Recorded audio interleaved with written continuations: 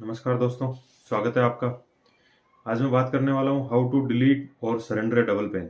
यानी अगर आपके पास दो पेन है, उसमें से एक पेन कैसे डिलीट या सरेंडर करवाया जाए। क्योंकि अगर आपके पास दो पेन है तो इनकम टैक्स एक्ट के अकॉर्डिंग आपके ऊपर 10,000 की पेनल्टी लग सकती है।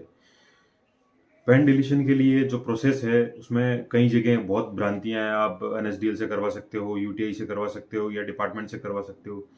मैं आपको सबसे बेस्ट और सबसे सटीक तरीका बताता हूँ कि आपको बार बार परेशानी नहीं देखनी पड़ेगी, आपको डॉक्यूमेंट नहीं देखने पड़ेंगे, कौन से डॉक्यूमेंट सबमिट करवाने हैं, कौन से नहीं करवाने हैं।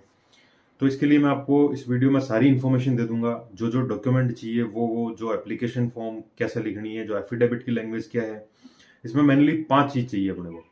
फर्स्ट, एप्लीकेशन फॉर्म किस ITO को लिखनी है उसका भी डिस्कस करेंगे। सेकंड, एफिडेविट की लैंग्वेज क्या होगी। थर्ड, जो पेन आप डिलीट करवा रहे हैं वो ओरिजिनल में आपके पास है तो वो दे दीजिए, वरना उसकी कॉपी।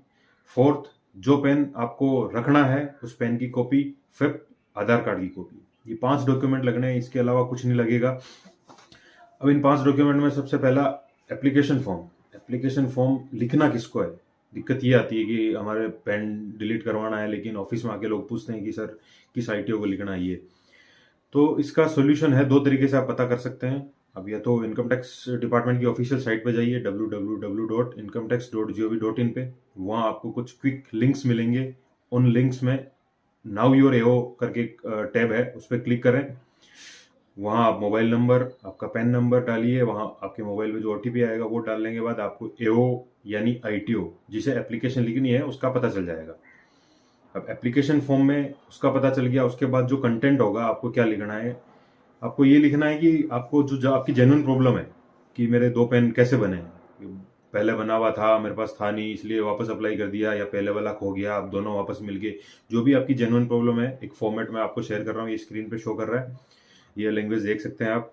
ये लैंग्वेज लिख के आपको एप्लीकेशन सबमिट करवानी। उसके साथ सपोर्टिंग डॉक्यूमेंट एफिडेविट बनवाना है। एफिडेविट का फॉर्मेट भी आपके साथ शेयर कर रहा हूं मैं। एफिडेविट की लैंग्वेज क्या है कि मैं यहाँ का निवासी हूँ और ये मेरी प्रॉब्लम है, मेरे 2 पेन बन गए। अगर मैं जो पेन डिलीट करवा रहा हूँ उसको अगर फ्यूचर में कहीं यूज करता हूँ या यूज करता हुआ पाया जाता है तो उसका मेरे ऊपर जिम्मेदारी है, मैं उसके लिए लायबल हूँ। ये सब लिख के आपको एफिडेविट साथ में सबमिट करवाना है। थर्ड, ओरिजिनल पेन है तो वो करवा दीजिए, वरना उसकी कॉपी। फोर्थ, जो पेन आपको रखना है उसकी कॉपी। फिफ्थ, आधार कार्ड। ये सारे डॉक्यूमेंट आपको सबमिट करवाने हैं। ये सारे डॉक्यूमेंट सबमिट करवाने के बाद ITO या AO अपने डिपार्टमेंटल प्रोसीजर होता है कि चेक करेंगे कहाँ पेन है वगैरह। वो कभी कभी पेन डिलीट होने में ज़्यादा टाइम लगने का रीज़न यही है। कई लोग क्वेरी करते हैं कि कितना टाइम लगेगा, कब तक रहेगा। इसके लिए भी मैंने एक वीडियो बनाया है, क्यों कई पेन में ज़्यादा टाइम लगता है, कईयों में बहुत कम लगता है।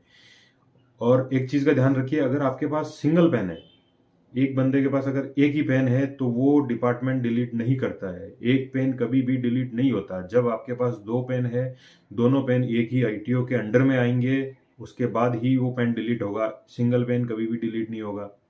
कुछ लोग क्वेरी करते हैं कि किसी की डेथ हो गई या कोई पार्टनरशिप फर्म हमने डिसॉल्व कर दी, तो उसके लिए भी यही है, आपको एप्लीकेशन लिख के AO को देनी पड़ेगी। अगर डेथ होगी तो डेथ सर्टिफिकेट दे दीजिए। मैं इनकम टैक्स डिपार्टमेंट में एम्प्लॉय हूँ, इसलिए मुझे कई सारी जो प्रॉब्लम्स है वो पता है कि क्या क्या प्रॉब्लम SSC फेस करते हैं। वो हमारे पास आते हैं कि सर हमारी ये प्रॉब्लम है।